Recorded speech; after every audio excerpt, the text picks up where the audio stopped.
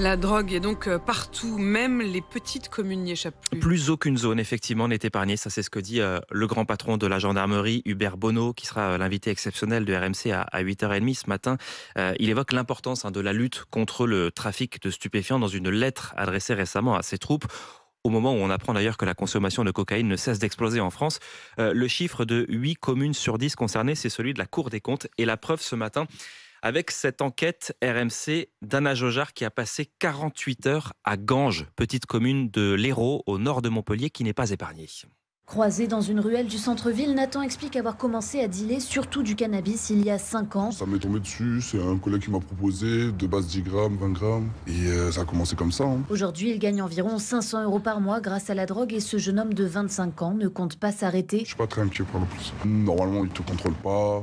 Genre même, il passe en voiture et jamais il te contrôlera. Plus loin, Alice vient chercher sa fille au collège. Elle se souvient être tombée sous le charme de cette commune des Cévennes il y a 5 ans. C'est une belle ville, on a des coins magnifiques ici. Mais elle ne pensait pas être autant confrontée à la drogue. Moi, à mon époque, il y avait, mais pas aussi librement exposé comme ça. Et comme elle, nombreux sont les habitants témoins du trafic dans leur quotidien. Ça tourne simplement ici. Il y en a plusieurs points, comme Carrefour et Auchan. Il y a la concurrence. Puis il y a plus d'endroits reculés, plus discrets pour faire le trafic. Mais Ganges est loin d'être un cas isolé. Dans les Cévennes, d'autres communes font face au même problème. Benoît Host est adjoint à la sécurité de Ganges. Le maire d'une commune de 4000 habitants, s'il vous dira qu'il n'a pas de trafic de stupes sur sa commune, c'est qu'il se voile la face. On est en ruralité avec les problèmes urbains. Mais du fait qu'on est en ruralité, on a moins de moyens. Un adjoint qui constate que si le deal est aussi présent à la campagne, c'est parce qu'il y a une forte demande de la part des consommateurs à la recherche de toujours plus de proximité. Bonjour Samir, vous vouliez réagir à ce qu'on a entendu tout à l'heure, le reportage de notre reporter dans l'Hérault qui parlait du trafic de drogue. J'ai tout à l'heure le patron de la gendarmerie nationale qui s'exprime extrêmement rarement, qui répondra à mes questions à 8h30. Votre témoignage, il va être précieux, Samir, parce que vous vouliez me dire que l'accès à la drogue, et vous l'avez constaté en parlant avec vos enfants, est vraiment de plus en plus facile. Oui, bonjour à tous, bonjour Apolline. En fait, j'appelais pour donner ma propre expérience. Moi, je suis issu de la Seine-Saint-Denis, donc quand j'ai eu les moyens, j'ai quitté la Seine-Saint-Denis, j'ai été m'installer dans une petite ville bourgeoise du Val-de-Marne. Ouais. Et en fait, aujourd'hui, je suis parent d'adolescents et on m'explique, en fait, à l'image de tout, la ubérisation des choses, la drogue maintenant, si vous voulez vous fournir de la drogue, c'est très simple, il y a des numéros de téléphone et vous pouvez obtenir tout ce que vous voulez. Tout ce que vous voulez. Et quand ils vous disent ça, ça veut dire que eux-mêmes le savent, ça passe. Oui, Ouais. Oui, ils le savent parce que vous savez, à l'heure des communications, aujourd'hui, on se dit tout, les jeunes se disent tout. C'est comme un peu à l'image de ce que vous pouvez trouver pour les sites pour adultes.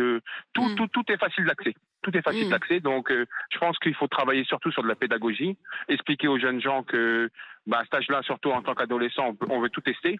Il faut faire attention, il ne faut pas tomber dans cette facilité. Et voilà, quoi. Vous êtes rassuré par la discussion que vous avez eue avec vos enfants ? Oui, bien sûr, il faut mais communiquer. Vous en avez parlé avec eux. Oui.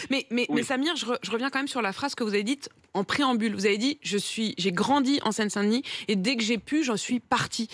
Et aujourd'hui, je suis dans une commune bourgeoise. Est-ce que ça veut dire que vous pensiez, en partant de Seine-Saint-Denis, vous dire, je vais m'installer dans un endroit où je ne serai pas enquiquinée par les questions de drogue, où ce ne sera pas dans le quotidien de mes enfants. Et aujourd'hui, votre constat, c'est de vous dire, en fait, c'est partout.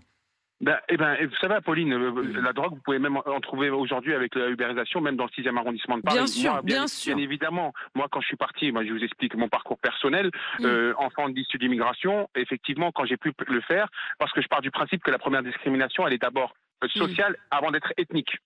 Donc, quand on grandit dans un cadre qui est propice au bien-être, on a des bases solides pour pouvoir réussir dans la vie.